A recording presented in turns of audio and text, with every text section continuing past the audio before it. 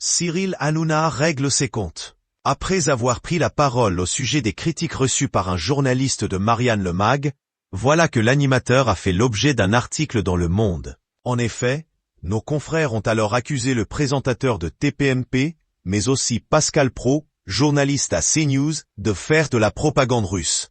Le 10 mars 2025, Cyril Hanouna était alors présent sur les ondes d'Europe 1. Et celui qui s'en est pris à BFM TV a évoqué ce sujet. Vous avez vu? Alors on va revenir, tiens.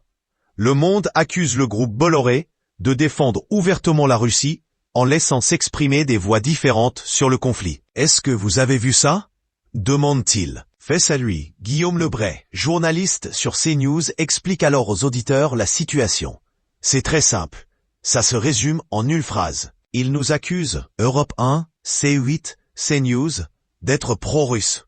Il vous cite, vous et Pascal Praud, dans l'article, disant que vous êtes désormais des agents de Vladimir Poutine.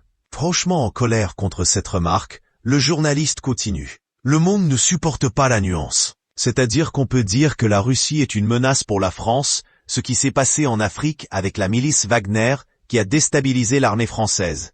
Le président français, quand il dit qu'il y a des cyberattaques contre les hôpitaux français de la Russie, les ingérences parfois dans les élections, comme ça a été le cas en 2017, la Russie qui déstabilise la France dans les départements d'outre-mer, commence-t-il par argumenter. Guillaume Lebray continue, et on peut dire en même temps que ce n'est sans doute pas une menace existentielle, contrairement à l'islamisme qui tue dans les rues de France.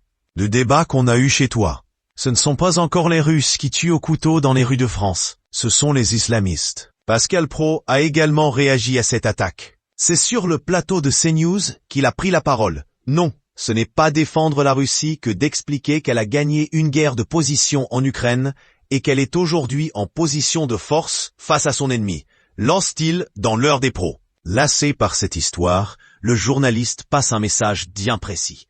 Non, ce n'est pas défendre la Russie qu'écrire que l'Europe est nue depuis l'élection de Biden, qu'elle a mené ce combat grâce à l'Amérique et que le retrait américain change la donne. D'ailleurs, le sursaut européen valide cette analyse.